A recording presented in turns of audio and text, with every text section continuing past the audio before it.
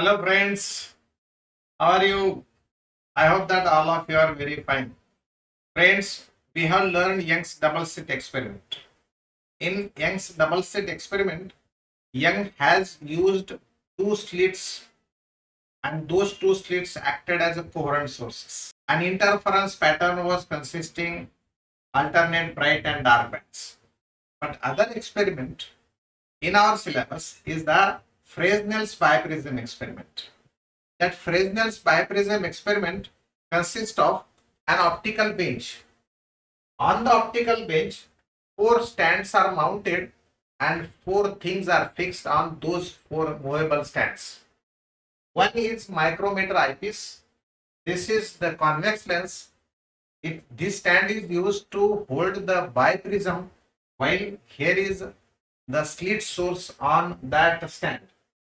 This is the monochromatic source. Usually in the laboratory, in old days, there was sodium vapor lamp. Nowadays, LED bulb is also familiar and very accurate source for monochromatic light. But here, one more thing, there is a meter scale fixed on this optical bench for some measurement purpose. ये चार movable stands है, उस पे चार चीजें हमने रख दी है. फिर बाद में हमारी कुछ एडजस्टमेंट होती है. एडजस्टमेंट क्या है? Let this is our hardboard and having a slit. This is another movable stand where biprism is fixed. This biprism is free to rotate about horizontal axis. Now our next condition for getting the interference pattern, this biprism is rotated such that its refracting edge should be parallel to the slit source. So slit source and refracting edge of a biprism are now parallel. Second condition है कि slit source, biprism and convex lens eyepiece ये चारों के चारों एक ही height पर होने चाहिए. This is what the next condition. Eyepiece, lens, biprism and slit source are at same height. What will be now further? दोस्तों अब हम लोग ले लेंगे एक मोनोक्रोमेटिक सोर्स. ये सोर्स लाइट इमिट करेगा and that light will incident on our slit source and from that slit light will come out and will incident on बायप्रिज्म.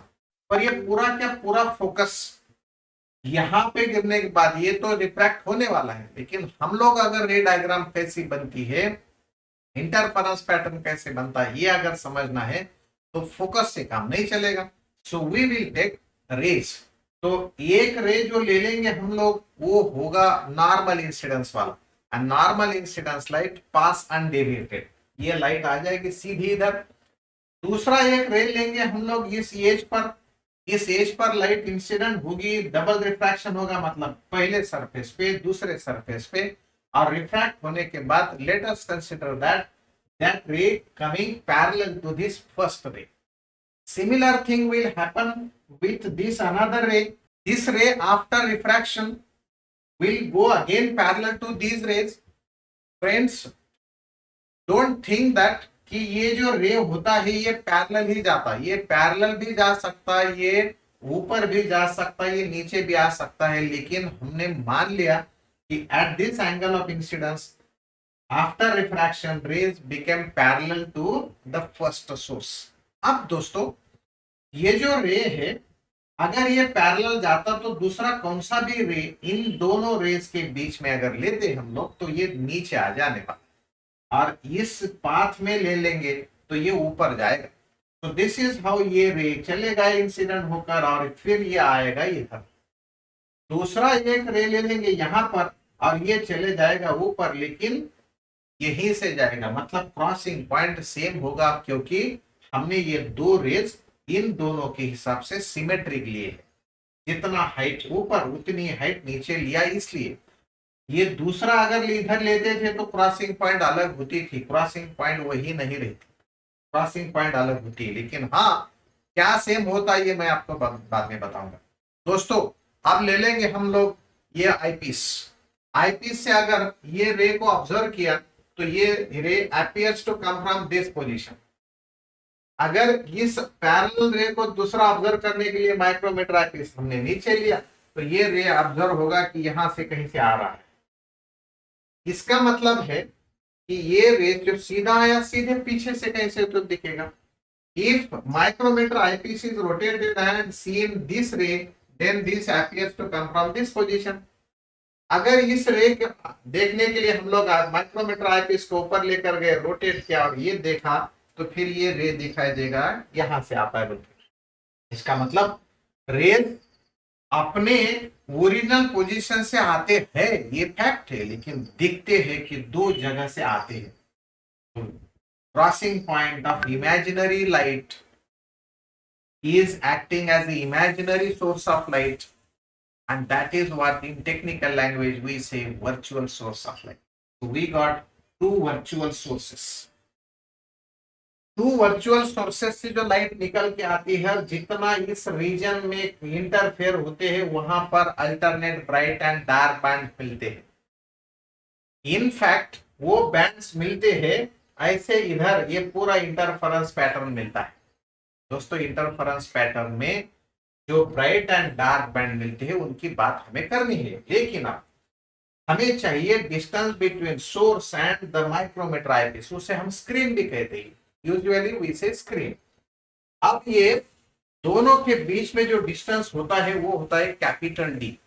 It is usual notation, distance between slit and the eyepiece is measured by meter scale. It is let capital D. It is usually up to 2 meters. Metre से 2 metre तक ये distance होता है।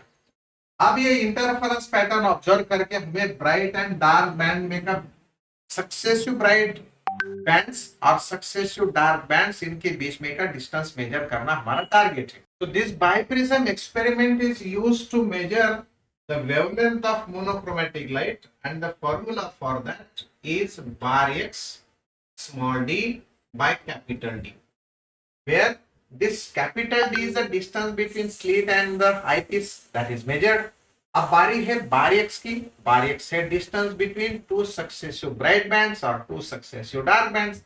इसका मतलब हमारा target है कि ये दो सक्सेसिव ब्राइट बैंड जो है इनके बीच में का डिस्टेंस मेजर करना है, पर ये बहुत छोटा होता है तो एक्यूरेसी आएगी नहीं, इसलिए हम लोग 10 बैंड्स का डिस्टेंस मेजर करेंगे। So we will bring that eyepiece and we will focus its cross wire on particular any bright band. तो यहाँ एक बैंड पे हमने फोकस किया एंड उसकी रीडिंग ले ली। Reading on the scale of that micrometer is let R0. R0 is the reading on let this bright band, and now this eyepiece is shifted in particular one direction and measured how many bands are crossing.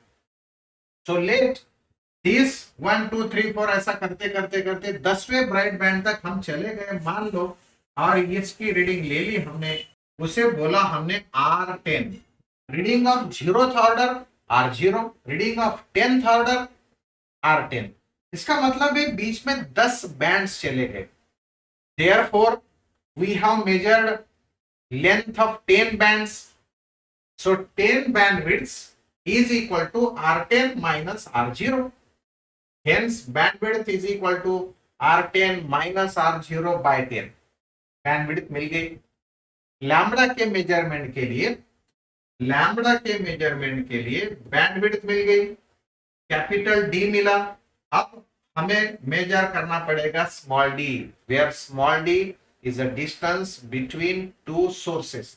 और biprism experiment में तो ये distance directly measure नहीं कर सकते क्योंकि दो sources virtual sources है, and so we will use the convex lens for the measurement of this distance between two virtual sources. अब दोस्तों ये मेजरमेंट ऑफ स्मॉल डी बाकी बहुत काम की चीज है। 2-3 सेंटेंसेस तो लिखना ही है, फिर बाद में ये रे डायग्राम निकालनी है। कौन सा statement? Insert convex lens between sources and the screen, और insert convex lens between biprism and the screen. Friends, distance between plane of the sources means distance between source, that is slit source, distance between slit source and the screen should be more than 4 times focal length of the convex lens. अब ये जो lens है वो हमारा है, उसकी focal length हम major कर सकते हैं, पर डायग्राम निकालने के लिए ये फोकल लेंथ मालूम रहना कोई जरूरी बात नहीं है, डायग्राम से ऑटोमेटिक वो आ जाती। चलो दोस्तों, अब दूसरा sentence, move the convex lens towards the sources और towards the biprism such that two clear and magnified images are obtain, measure the object distance and image distance and say those are u and v. Object distance is the distance of object from the lens, image distance is the distance of image from the lens. तो ये distances measure कर लिया। now ये convex lens उधर घुमाना है, उधर उधर लेकर जाना है, तो कहना है फिर move the convex lens towards the screen or away from biprism such that or till two clear and diminished images are obtained. बहुत नजदीक नजदीक इमेजेस मिलते हैं। कैसे मिलते हैं देखेंगे। ये जो मैग्नीफाइड इमेज है, क्योंकि साइज ऑफ ऑब्जेक्ट से साइज ऑफ इमेज बड़ी है, सो मैग्नीफाइड बोला गया। अब अगर ये उधर लेकर चले गए मैं, तो distance between to images is reduced. रे डायग्राम निकालते समय ये डिस्टेंस चेंज नहीं करना है, हमने नहीं किया है, खाली कॉन्वेक्स लेंस उधर लेकर चले गए। रे डायग्राम का जो सिस्टम है वो बिल्कुल आइडेंटिकल है, कुछ भी बदला नहीं, खाली यहाँ पे बदला क्या, भी था पहले इमेज डिस्टेंस, अब बन गया है ऑब्जेक्ट डिस्टेंस। यू था ऑब्जेक्ट डिस्टेंस, अब बन गया है image distance. Look at this, ये था इधर यू, उधर भी, अब वो भी आएगा इधर एंड यू चले गए उधर, क्योंकि कॉन्वेक्स लेंस स्क्रीन के नजदीक आया। And distance between two images is now so small as compared to not only earlier images but as compared to size of the object as well.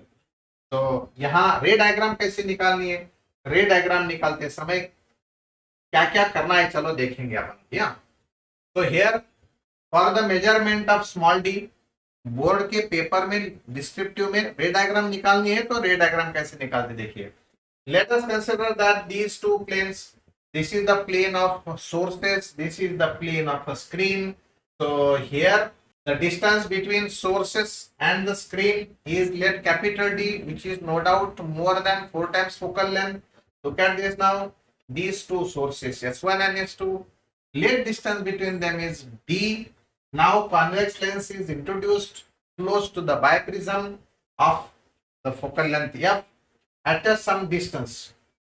जो रे diagram निकालते हो कैसा निकालते देखो, इसका ऑप्टिकल सेंटर होता है, ऑप्टिकल सेंटर की प्रॉपर्टी होती है, प्रॉपर्टी वो होती है कि उसपे से अगर उसमें से अगर रे जाती है तो अनडिवाइडेड जाती है।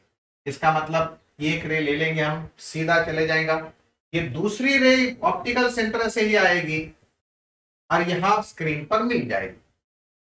अब निकालना है पैराक्सियल रेस, मतलब पैरेलल रेस। पैराक्सियल रे यहां से निकालेंगे, दूसरी पैराक्सियल रे यहां से निकालेंगे।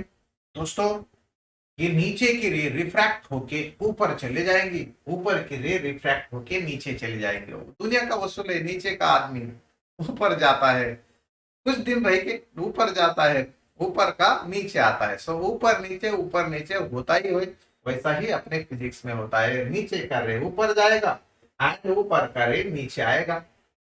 दोस्तों ये रे डायग्राम निकालते समय ये लाना है कि शार्प इमेजेस, क्लियर इमेजेस, लेकिन मैग्नीफाइड मिल जाते हैं।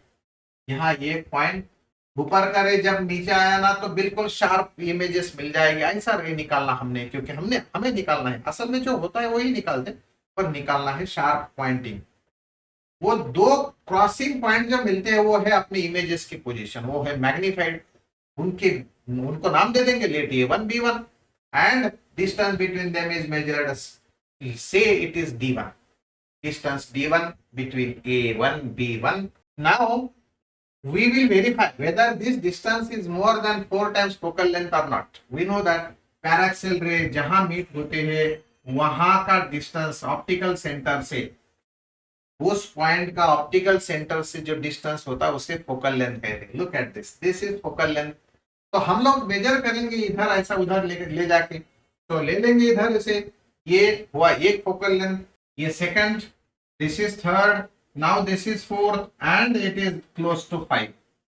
5 फोकल लेंथ के नजदीक है ये डिस्टेंस, तो हमारी कंडीशन सेटिस्फाई हुई। Capital D should be more than 4 times focal length of the lens. चलो इसे हटा देंगे और हम क्या करेंगे अभी।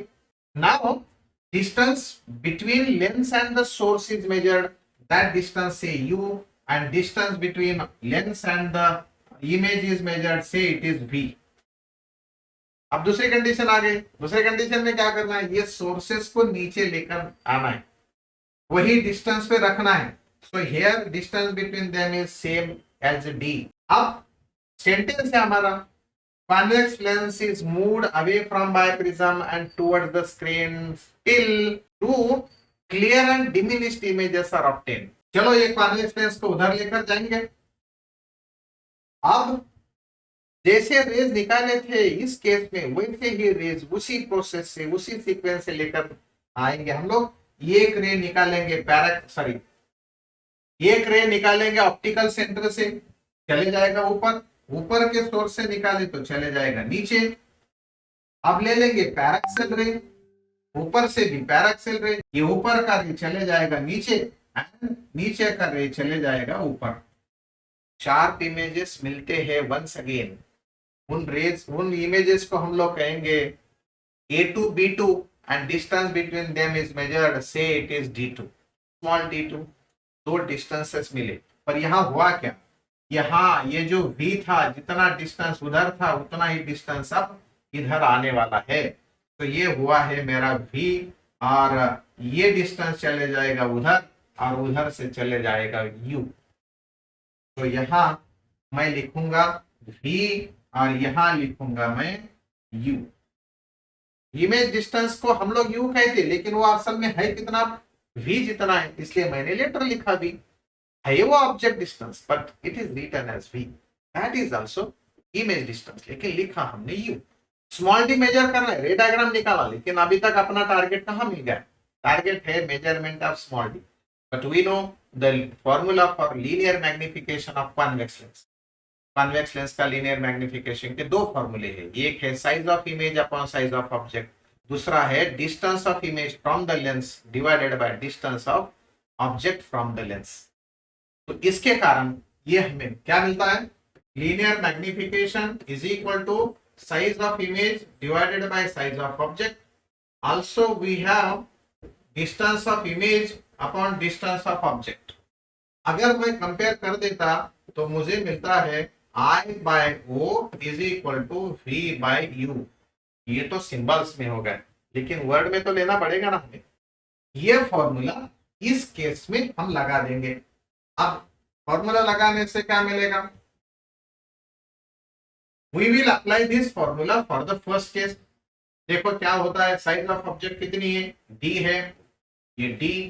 साइज ऑफ इमेज कितनी है, ये D1 है। Distance of object from the lens कितना है, ये तो U है। भले आप लोग साइन कन्वेंशंस लगाओ या नहीं लगाओ, कोई बात नहीं, मैं लगा देता हूं। डिस्टेंस ऑफ इमेज इस केस में है V, तो मैं लिख देता हूं V, इक्वेशन 1। अब यही फॉर्मूला दूसरे केस के लिए लगाएंगे। तो साइज ऑफ ऑब्जेक्ट है same, it is D। Size of image कितनी है, वो तो D2 है, so we will write here D2। Distance of object from the lens, distance of object from the lens V है, पर ऑब्जेक्ट डिस्टेंस हम लोग निगेटिव लेते, तो ये हो गया V ऊपर। Distance of image from the lens वो हो गया है U। ये हुआ इक्वेशन नंबर 2।